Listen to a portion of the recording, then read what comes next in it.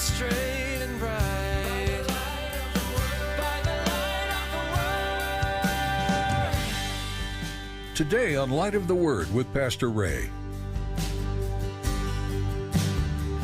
Here's how you plow the straight line. Fix your eyes on something at the end, and you don't take your eyes off of that until you get there. You don't look to the left, you don't look to the right. When the donkey buckles, you don't look down at the donkey. When you hit a rock, you don't look down at the rock. You just fix your eyes and you keep going where that is. And where you fix your eyes is where the straight line will come. And what the Lord is speaking to us in this passage, the victory comes based on where you fix your eyes.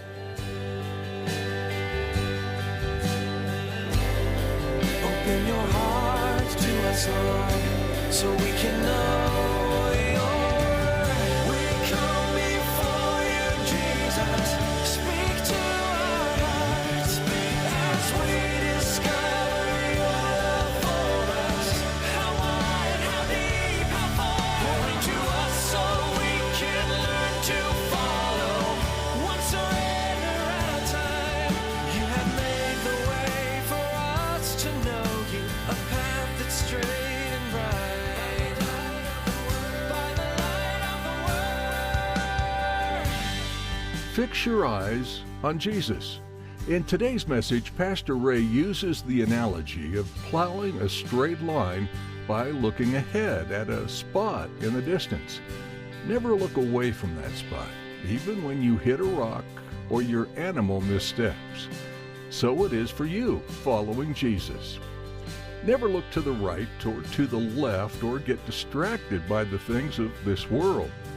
Focus on Jesus, and He has promised to bring you to the finish line of faith.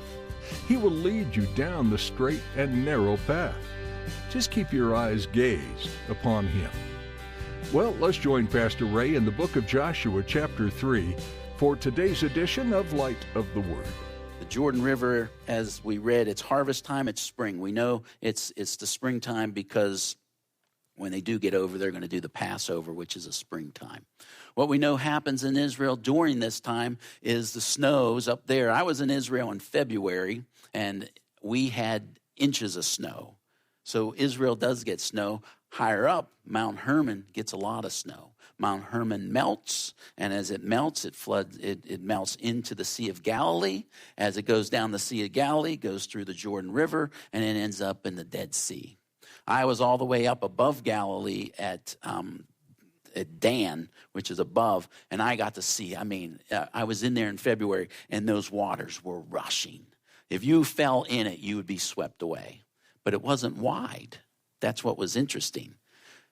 And if you go to Israel today, you look at the Jordan River, and people will do that, and they'll go, that's not much of a miracle, because you get down where we were baptized and where this event actually happened, it's not wide at all. Even in February, I could have easily swam across it. It was maybe 100 yards wide in February.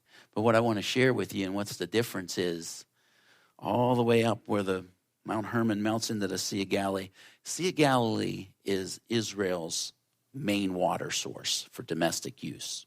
They are sucking water out of the Sea of Galilee and diverting it through the nation of Israel at mammoth proportions. So the Sea of Galilee is not at its strength that it once was. And all that we see here today, of course, a man with their controlling of the flood zones and building of dams and irrigation and stuff like that. The Jordan is nothing what it was compared to at this time.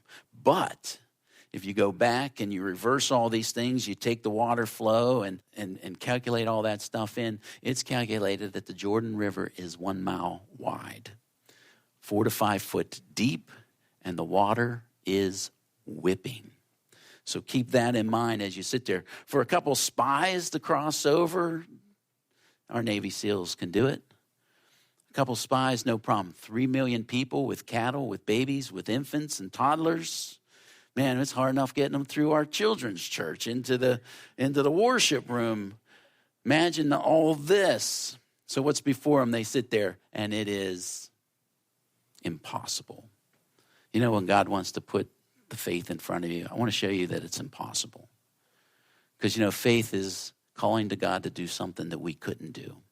I need no faith to do the everyday things that I do, but to do the things of the Lord and to do them at the degree that the Lord calls us to. And again, we can be living in the wilderness and not know.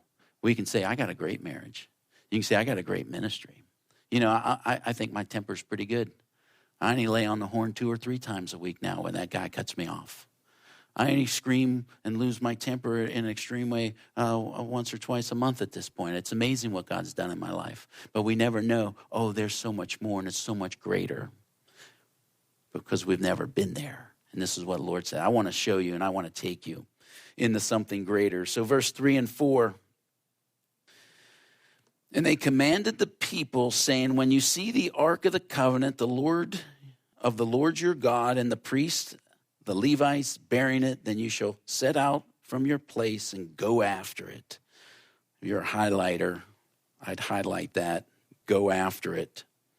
Yet there shall be a space between you and it, about 2,000 cubits by measure. Do not come near it, that you may know the way by which you must go, for you have not passed this way before.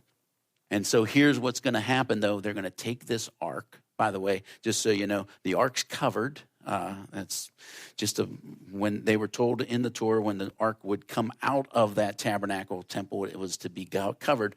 So they can't see all of it, but they see the ark. They see its covering. And what does it represent? It represents the presence of God. The key to a step of faith, of taking this deeper walk with the Lord, going after it. First is go after it. When you see the ark, the presence of God, go after it. Even rising early in the morning, get there, get to God, go after him. Let nothing get in your way. Go for it. And then what we see here is the secret to faith, the deeper spiritual things, is the presence of God. I've been a Christian for all these years. You don't think I know that? You don't think I know it's all about the presence of God? Is this the best you got? You come and that's your main point today?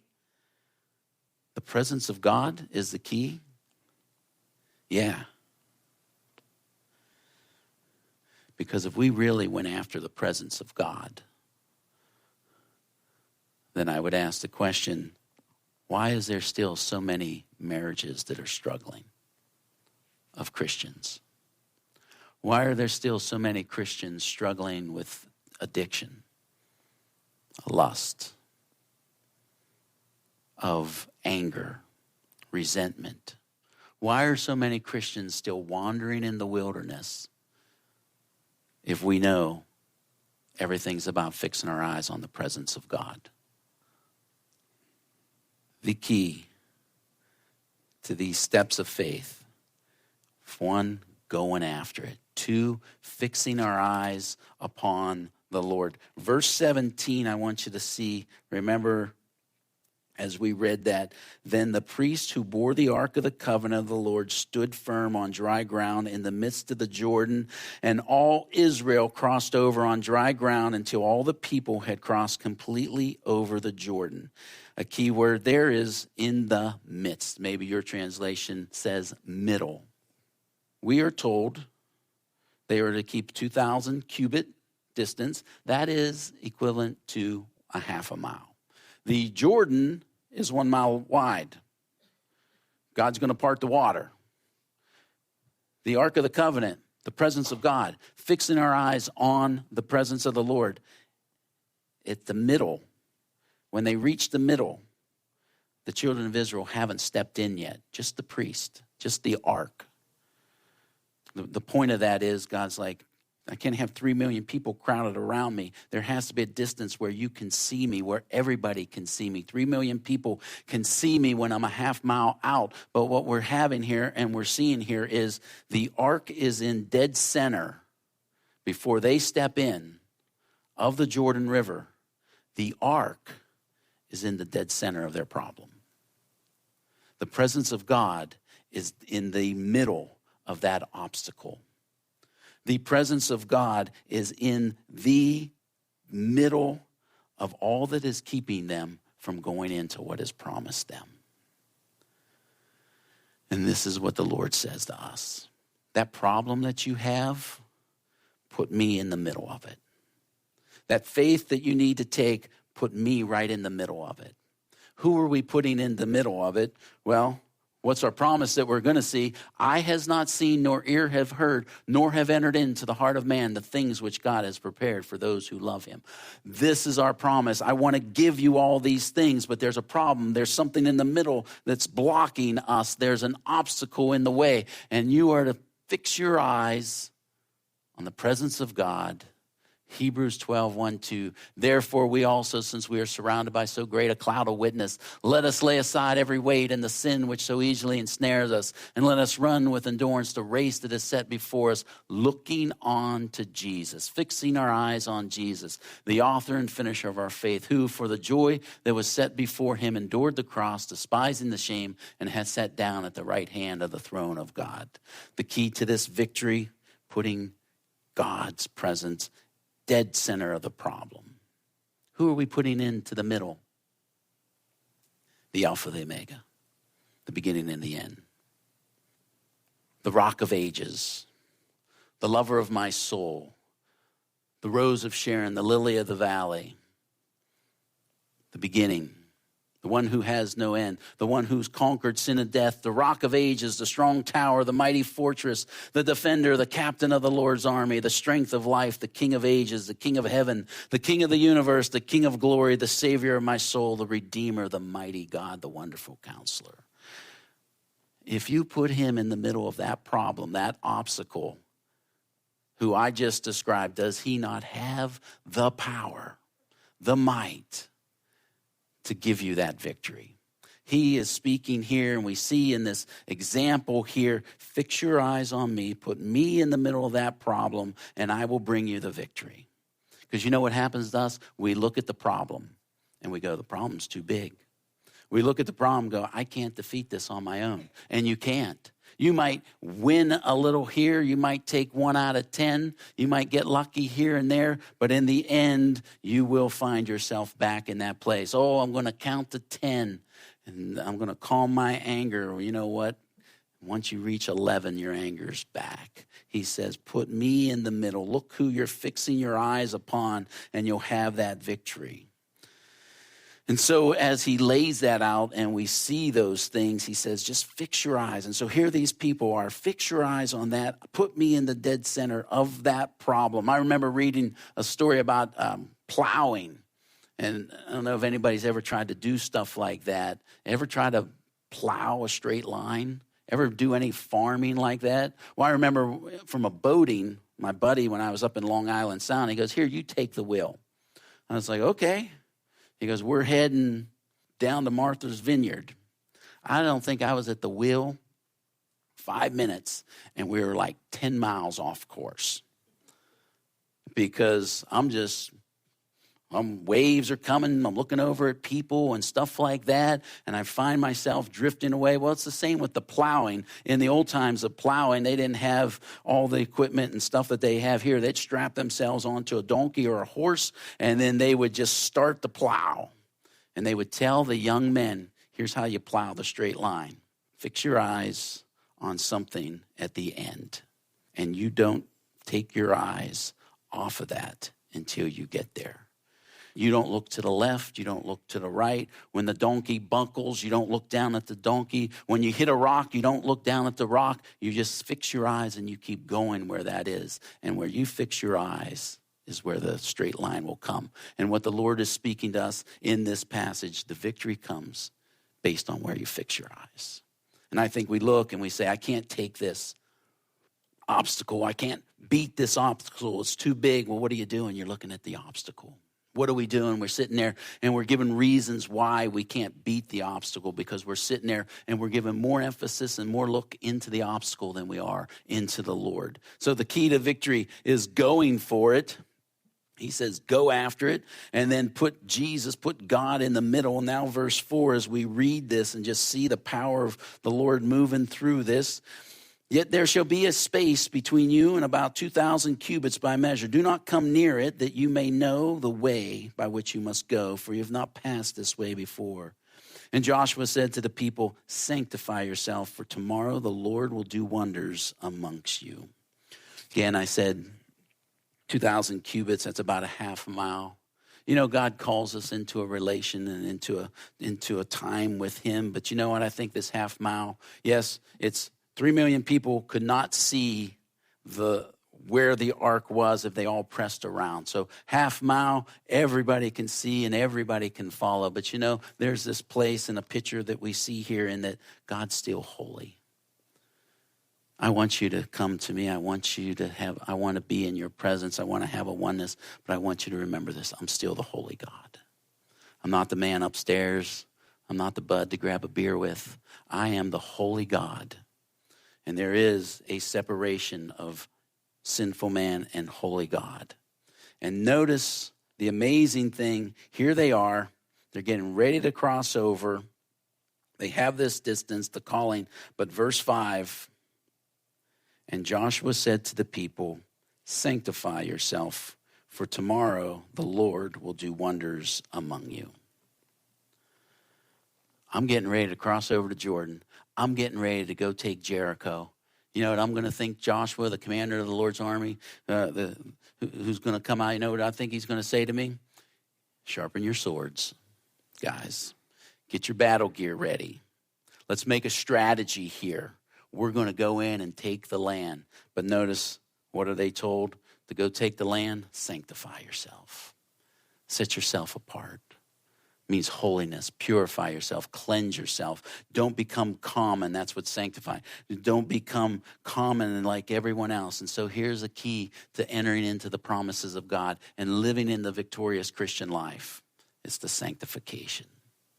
Holy God saying us, set yourself apart. You want keys to victory? Come in holiness. You know, whatever's going to happen in our life, whatever the battle that we come and whatever is faced before us in marriage and ministry, in child rearing, whatever it may be, I always have one thing. Lord, am I right with you? Whatever else comes, I know that you're with me. But I have to always come to that place. Am I right with you?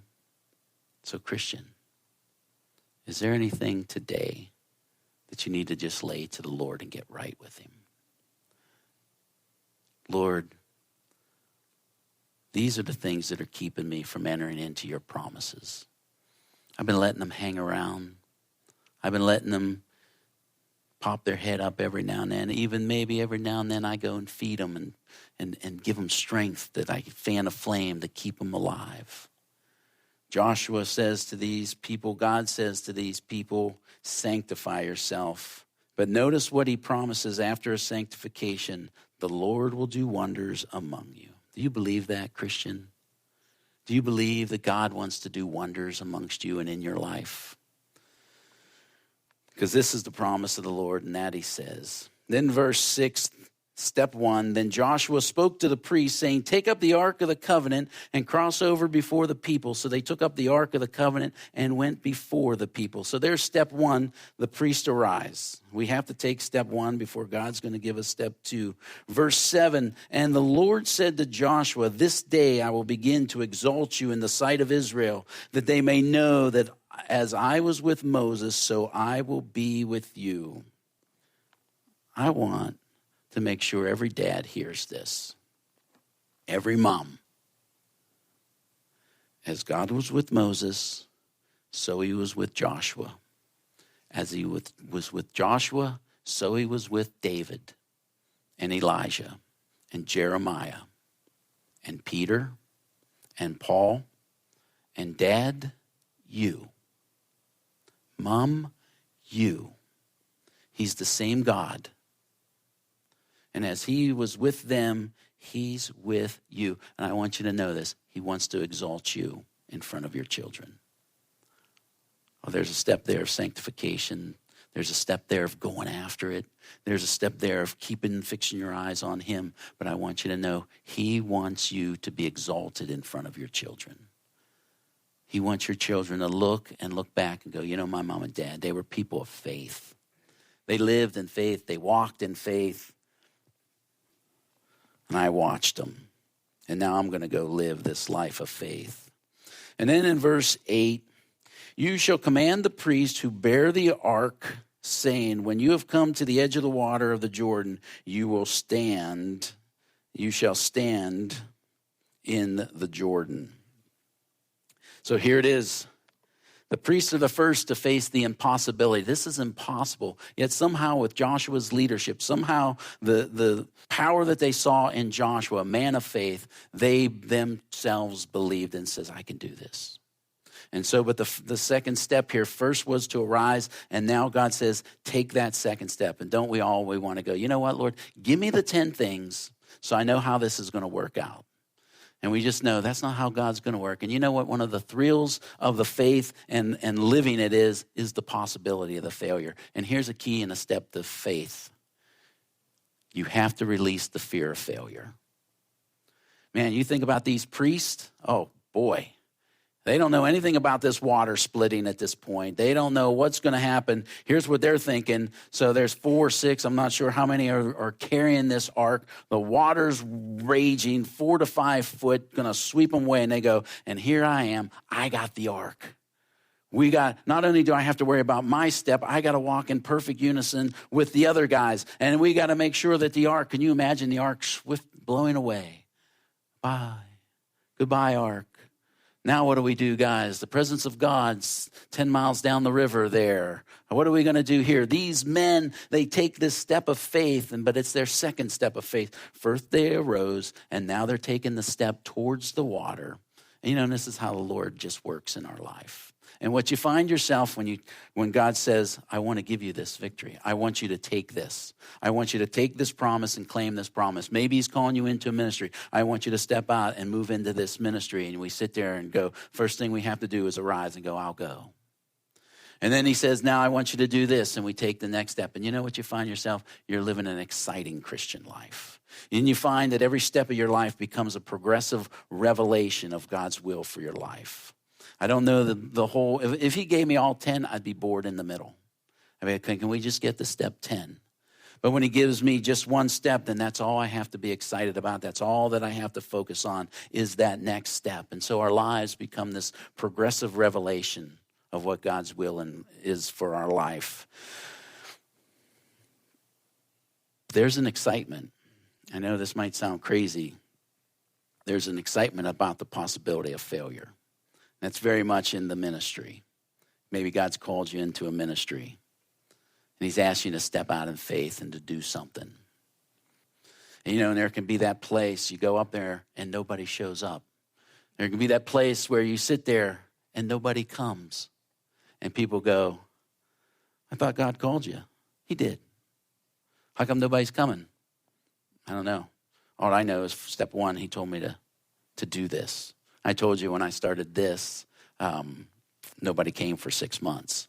It was exciting. It was 6 months, nobody came. And every week God would say, I'm here. It's me and you. Teach. So I would teach to thin air. Got a dog later. Dog would sit there with talking its head. Eventually the dog would fall asleep, but it was good training.